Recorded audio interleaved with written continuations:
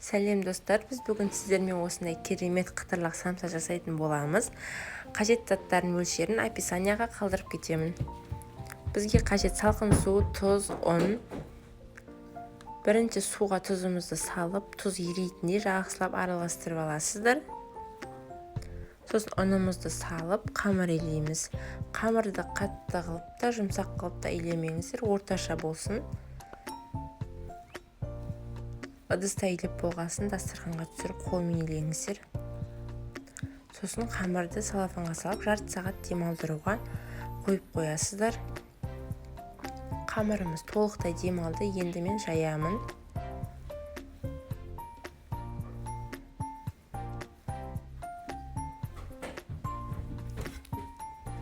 Жайып болдым. Енді ерітілген сары майымды үстінен құятын боламын. Сіздер қолмен жақсаңыз да болады, бірақ мен кисточкамен жақтым. Барлығын жағып болдық. Енді осылай рулет сияқты орайтын боламыз. Орап болған соң мен сияқты кері байланыс жасайсыздар.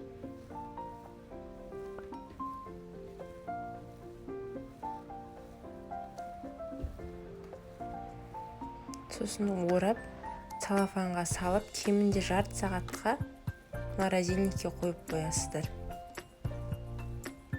Салмасына мен 8 картоп, 1 пияз ашыдым. Мен салмасын картоптан жасаймын. Картопымызды теркадан өткізіп аламыз. Осылай өткізіп алдым барлығын. Енді пиязымызды да солай теркадан өткіземіз. Барлығын өткіздім. Енді жарты шай қасық көлемінде бұрыш саламын. Сосын тұз саламын жарты шай қасық. Бұрышты дәмі үшін саламын. Сосын жақсылап араластырасыздар. Салмасын жасап болған соң морозильниктен қамырымызды алып, осылай ашып, осылай бөліктерге бөліп кесіп аласыздар. Сосын мен сияқты осылай қолмен басасыздар. Тігінен қойып, осылай басыңыздар, сонда слоеный тесто шығады. Сосын осылай қамырымызды домалақтап жайып аламыз. Осылай жайып алып, мен салмасын салып түйеміз. Сіздер өздеріңізге ұнаған формада түйсеңіздер болады.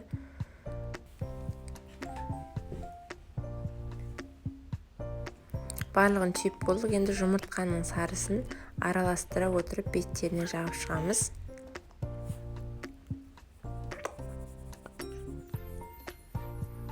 Барлығына жағып болдым. Енді 180 градуста 25-30 минут духовкада пісіресіздер. Әркімнің духовкасы әртүрлі, сол үшін қарап тұрыңыздар, күйіп кетпес үшін. Міне біздің самсамыз осылай пісіп шықты. Каналыма тіркеліп, лайк басып, комментарий қалдырып, колокольчикті басып қойыңыздар. Алдағы уақытта тегін мастер-класстар, пайдалы рецепттер көп болады.